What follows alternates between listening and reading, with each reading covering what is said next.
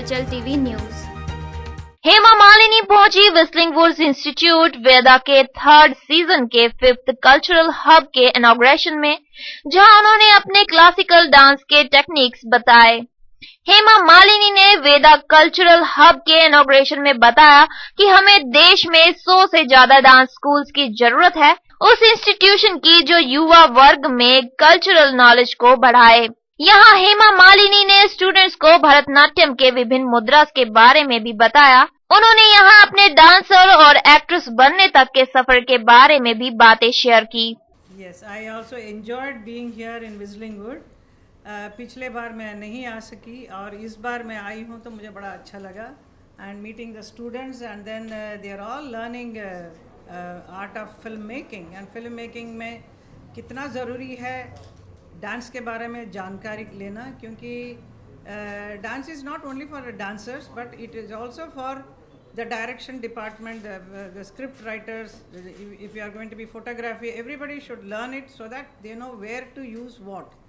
So उस हिसाब से ये डांस का जो डिस्क्रिप्शन आज किया सबके सामने बड़ा अच्छा लगा मुझे. I enjoyed being here with you, and that is why I feel that this kind of a institute should be there more.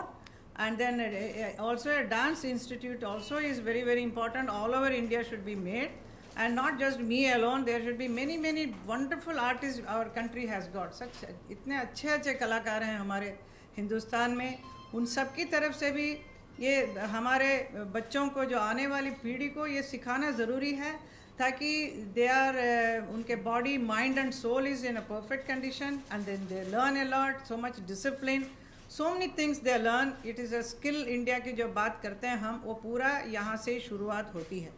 I'm not saying that everybody has to learn dance, but the knowledge about dance is all very very important. So which you are also taking so much interest. So I'm so happy. क्योंकि मैं समझता हूँ कि India में hard power के साथ साथ soft power की भी ज़रूरत है. सॉफ्ट पावर कहते हैं कि उसका हमारे चरित्र, जो नेशनल कैरेक्टर्स है, जो मानसिक स्वच्छता है या हमारे दिल की स्वच्छता है, वो एक आर्टिस्टिक स्किल से कैसे बड़ी हो, हम कैसा अच्छा सोचें, कैसे पॉजिटिव सोचें. और जो सॉफ्ट पावर जो है वो आपके जितने भी नाट्यशास्त्र हैं, dance, drama, music, painting, poetry, जब बच्चों को आप सिखाते हैं स्कूल में, तो उनकी जो बौद्धिक है, उनकी जो विजडम है, वो बढ़ती है.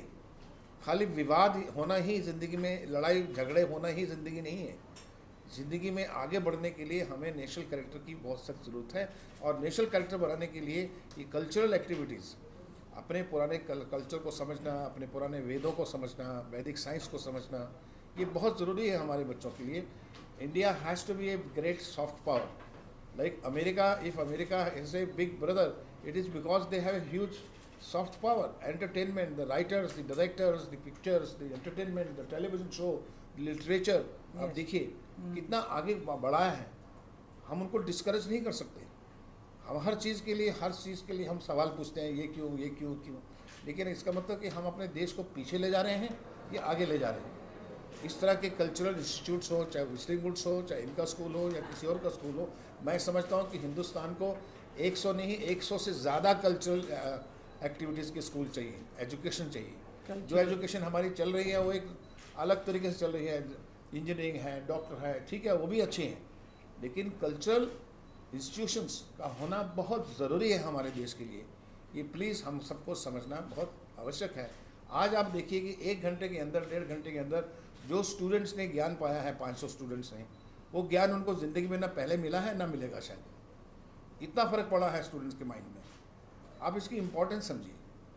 और मुझे बहुत खुशी होती है कि 5th वेदा के प्रोग्राम में सब तरह के अच्छे आर्टिस्ट हमारे जो है, कविता कृष्णमूर्ति हों या एल सुब्रमण्यम हों या भारी चौरसिया हों या हेमा जी हों, ये आते हैं, ये बच्चों की मानसिक वृद्धि को बढ़ाते हैं.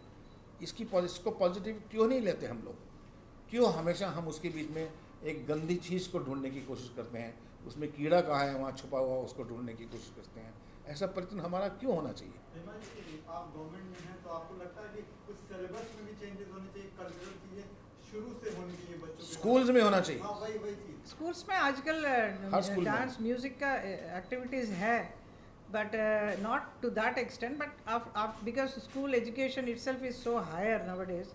So once they pass out from the school, then these kind of academies are there. It is very important for them at this young age to join, so that as Subhash ji said, mansikly they become much better person than others. और लोगों को जो inferior लगता है कि इस क्षेत्र में हमारा बच्चा ना जाए, वो mindset कैसे आप सोचते हैं? नहीं, वो माइंडसेट तो बहुत पहले वो सब निकल गया, जब मेरे ज़माने में था उस वक्त कि अरे ये फिल्म में आ गया, अरे डांस करती है, बट वो that is all gone because dance is a divine art. That is what we are trying to teach the children of today. It's very important to have this kind of cultural activities का होना कितना ज़रूरी है हमारे देश में. ये अभी बहुत अच्छी तरह से सुभाष जी ने समझाया, आप लोग भी समझ जाइए ज़रा. क्योंकि चाहे वो पेंटिंग हो, डांस हो, ड्रामा हो, पोइट्री हो, ये सब कलाएं जो हैं हमको बच्चों के फॉर्मेटिव एज में ही हमको बताना ज़रूर है. और हमारे पास भारतीय संस्कृति में इतना धरोहर है, इतनी हेरिटेज है कि हम कितना हमको बता सकते हैं. इसीलिए नई जनरेशन अगर हमें अच्छी चाहते हैं, बड़ी चाहते हैं, तो ये चीज़ें बहुत ज़रूरी है. मैं समझता हूँ कि इस तरह के इंस्टीट्यूशंस हर स्टेट में कम से कम हर राज्य में 10-10, 15-15 होने चाहिए. एक नहीं, करेक्ट. 15-15 इंस्टीट्यूट जो हैं एक एक राज्य में होना चाहिए, चाहे वो साउथ हो, चाहे मद्रास हो, या कलकत्ता हो, या कोई भी हो. और उसके लिए इस तरह का सोचना कि ये ज़रूरी नहीं है, इससे क्या मिलता है जनता, ये वही सोच सकता है जो अज्ञानी आदमी हो. आप देख रहे हैं हलचल टीवी न्यूज़.